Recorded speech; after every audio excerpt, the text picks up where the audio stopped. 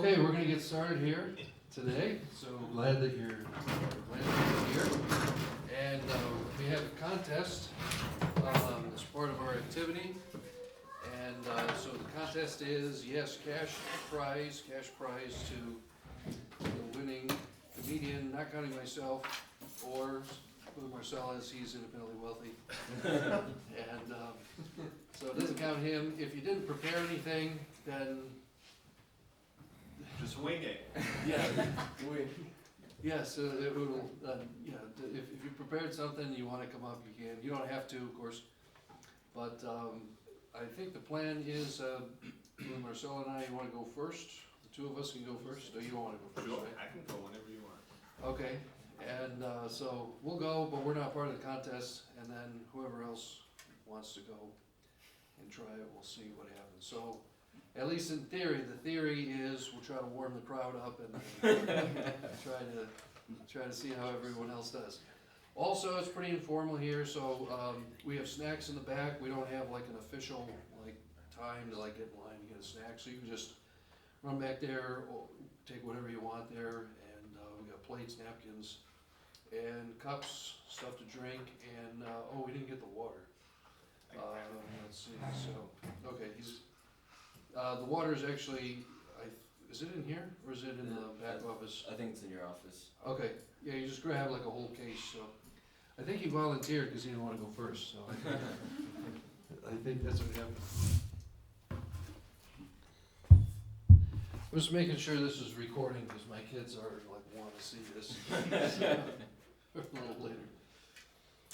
Okay, one thing you want to keep in mind about comedy, it's a lot harder than you think it would be. So this is actually our third year doing Comedy Hour. And hopefully this will be better than last year, which was better than the first year as well. So, but don't worry. If I know you don't know me, but I only do serious humor, so it should be no problem here this year. All right, it's better than the joke you had.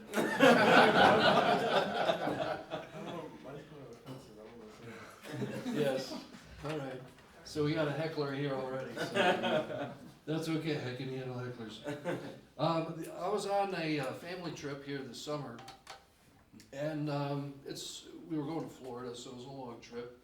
And so everybody was playing the license plate game. Anybody know the license plate game? You gotta find one's plate from every state, and then you keep track of which one.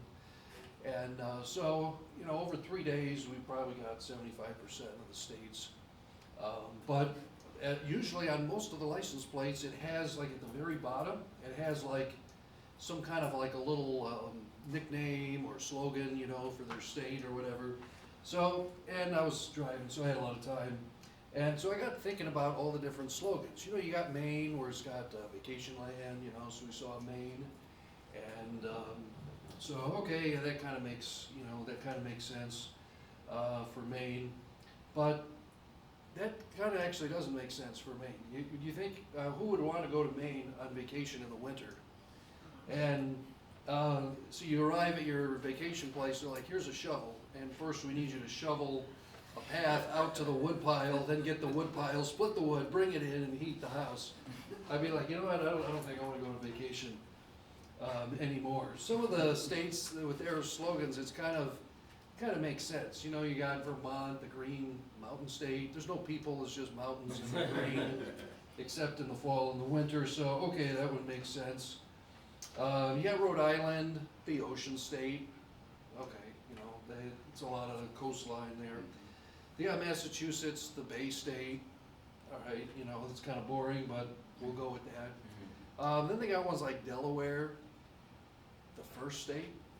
It's we couldn't think of anything, so we're just going to be the first. Okay, they were the first to ratify the Constitution, so all right, I understand that, but. After that, I guess they didn't even want to say we're the state from Joe Biden's from. They just want to be known as the first state. So, but then you get into some states like New York. New York's not very far from here. And did you know that New York has a Latin motto? Excelsior. Yeah, I think it has it on their license plates. So I'm like, okay, I gotta look this up, some secret code, I gotta look it up, see what's the motto. And the license plate, or the motto of New York, Excelsior, means ever higher.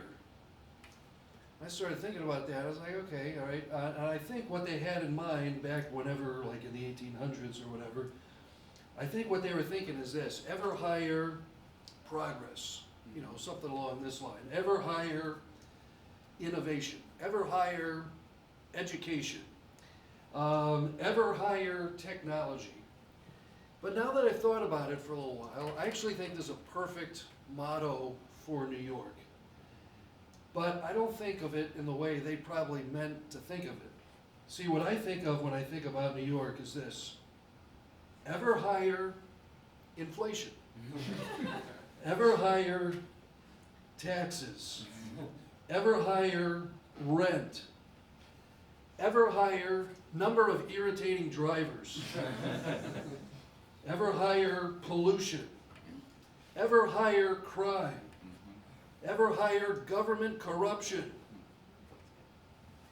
And they even named a bridge after the Como Bridge, after not the one you're thinking of, but his father.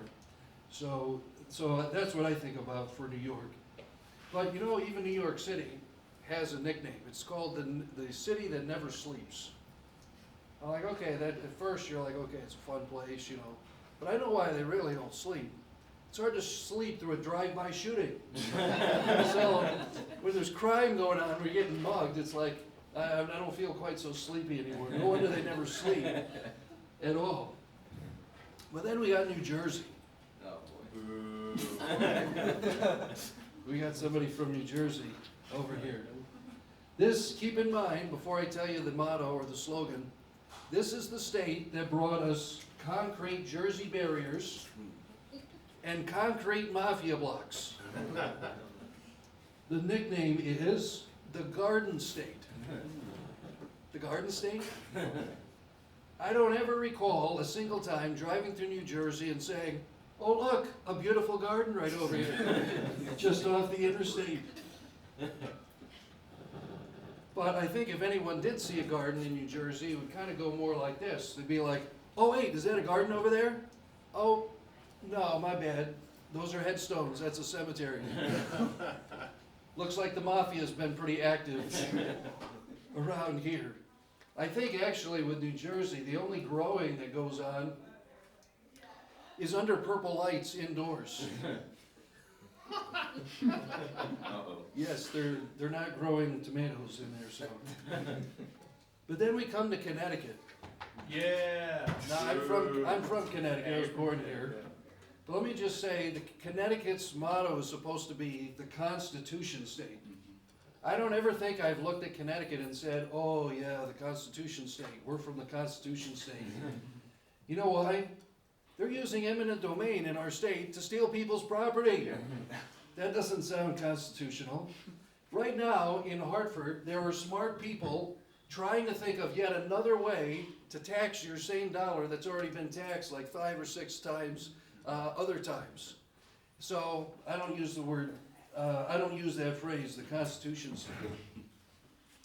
And one of the most annoying things we've done recently, does anybody remember the 5-cent bag tax? It's like, what? You're taxing plastic bags? So I was like, that's it, I'm boycotting plastic bags. So just like the primitive cavemen carrying all their things in their arms, so that was me going out of every store. I'm like, I'm not paying no 5-cent bag tax to this corrupt, unconstitutional state. But, Connecticut actually has another nickname. I don't know if you've heard of it before. It's called the Nutmeg State. Has anybody heard of that term before? Okay, a few people have. If you haven't heard of the Nutmeg State, that's supposed to be Connecticut. But I started thinking about that one too. The Nutmeg State? Have you ever been driving along and you go, oh look, there's the nutmeg farm. No, I've never seen one single farm that grows any nutmeg. Matter of fact, I started thinking, I don't even know what nutmeg looks like outside of the container. And this is all they could think about in the state is we're the Nutmeg State. But speaking of Connecticut, you may not have known this, but the Christmas song, White Christmas, that was actually, it was in a movie, but it was set in Connecticut. And which leads me to think about Christmas. We have Christmas coming up, and I like Christmas. I like Christmas carols, I like Christmas foods, Christmas presents, I like the Christmas story. But there's a few things about Christmas that really annoy me. I don't know about you. But one of those things is this. Have you ever been, it's not even Thanksgiving yet, and people have Christmas decorations out? You know, if the pilgrims were alive today, the poor struggling pilgrims, let's say they're trying to travel from Europe over to here before winter, they wouldn't even be able to make it over to the New World without getting bulldozed by a bunch of people putting Christmas decorations up in their way. Just the other week, I was on my way. I was going to get some Halloween candy so that we can give out Halloween candy with our tracts that we give out to kids if they stop by on Halloween. So I went to the store on Halloween, and I'm like, where's the candy? Where's the candy? Where's the candy? And all I could see was these bare, empty shelves. And I'm like, what? What's this? Have no fear. On another aisle, taking up the whole aisle, Christmas stuff. Yep. I was like, you gotta be kidding me. I mean, this is annoying. Why don't we just wait until we get through Thanksgiving before we do that? But no, we gotta put out Christmas decorations early. You know, Halloween's scary enough when you've got like werewolves and skeletons and stuff like that before, including in there the big Santa suits. I mean, look, let's just wait till Halloween gets done before we start bringing out some of all this stuff. But that's another thing that bothers me about Christmas. You know, as a kid, I had a normal childhood. My parents never told me about Santa. And, but as a kid, we'd like be in the mall or something, you know, and as a kid, these, like, it was usually ladies, I don't know why, but these people would come up to me and they'd be like, have you been a good boy this year? And I'm just looking at them like, you're weird. And then they'd be like this, they'd be like, are you all ready for you know who to come? And I knew who they were talking about, but I'd always try to say something like, oh, you mean the Antichrist? Then I was in college, and somehow I got roped into doing this skit, and college is where you learn a lot of things, some of what to do, some of what not to do. And so somehow I had a minor part in this skit, but as part of the skit, I remember being kind of interested in this. As part of the skit, we had this like old bald guy with a nightstick that ends up just like beating a guy in a Santa suit. And the end of the skit though had it ended with a cloud of smoke, firecrackers, and hippie man convulsing in the electric chair. So just to show you how bizarre that one was. But now when it comes to Santa, I'm not saying I don't believe, but I am saying I just have a few questions. You know, how does this work? If a house has no chimney, does that mean they get no presents? And what about all the coal for all the bad kids, now that Nancy Pelosi has shut down the coal mining in West Virginia? There's probably a lot of kids this year. They're not even getting coal. They're getting nothing for Christmas. I got another question for Santa. Exactly how bad is it before you're bad? Just asking for a friend. But I do say, and I have a few questions. I'm not saying I don't believe. I'm just saying I got a few questions. Current world population, 7.8 billion people. If we estimate 3 persons for the average dwelling place, that gives us 2.6 billion households. Santa, if you make your run in a 24-hour period, you're going to have to visit an average of 30,000 homes per second. I'm not saying I don't believe. I'm just saying I got a few questions here. I want some answers. Now also, if only 3/4 of the world's population is good enough to get a present this year,